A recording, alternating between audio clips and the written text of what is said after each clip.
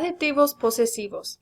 En este video vas a aprender cuáles son los adjetivos posesivos y también cómo puedes usarlos en una frase.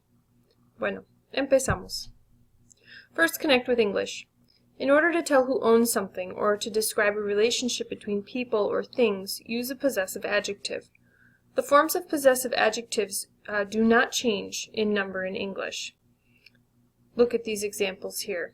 My dog, my cousins. Dog is a singular noun, cousins is a plural noun, but the possessive adjective for both is the same, my.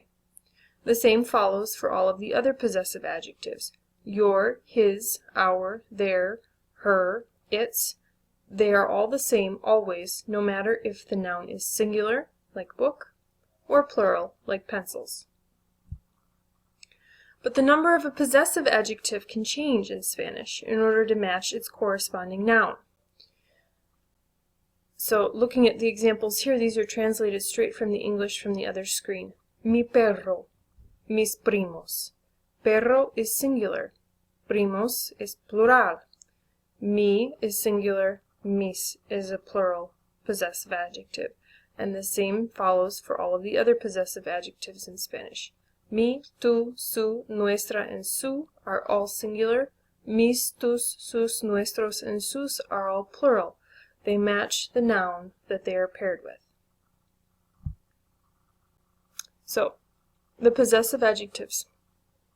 The singular ones, mi means my, tu means your, familiar, as if you're talking to one person, su means your, formal, as if you're talking to one person, and su is his, her, or its. Nuestro, nuestra means our, vuestro, vuestra means your, in a familiar sense, as if you're talking about something that belongs to a group of people. Su also means your, in a familiar sense, as if you're talking to a group of people, and su can also mean their. On the plural side of things, los adjetivos posesivos plurales, we have mis, also means my. Tus also means your in a familiar sense, as if you're talking to one person. Sus also means your in a formal sense, as if you're talking to one person that you respect. And sus can also mean his, her, or its. Nuestros, nuestras means our. Vuestros, vuestras means your in a familiar sense, as if you're talking to something that belongs to a group of people.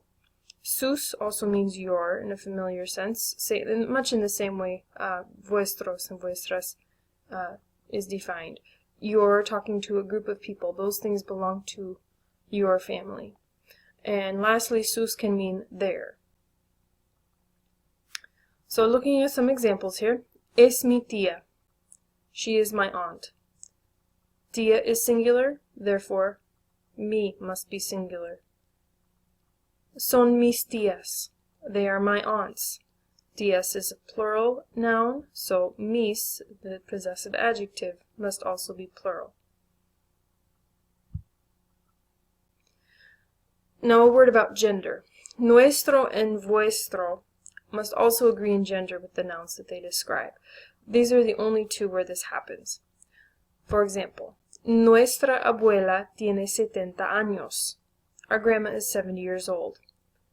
Nuestra means our. Abuela means grandma. Abuela is feminine, and it is also singular. There is only one of her.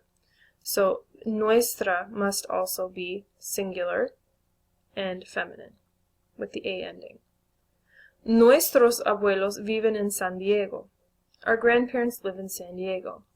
In this case, the noun is plural and masculine, so the possessive adjective must also be plural, with an S ending, and masculine, OS ending. And that is a quick lesson on possessive adjectives.